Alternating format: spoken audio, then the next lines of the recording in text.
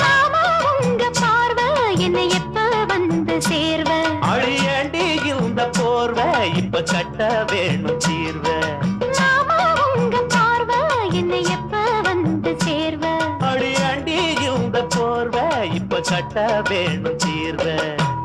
கையை தொட்டு மந்திர சொல்லி கன்னி பொண்ணு தூண்டாதே, ஆசையில முத்திர வச்சு அங்கே இங்கே நோண்டாதே. வெளியில காவலும் இல்ல வேலையும் இல்ல அம்மாடி, தாலி கட்டி கட்டிலுக்குள்ள சம்மதம் சொல்லு அம்மாடி.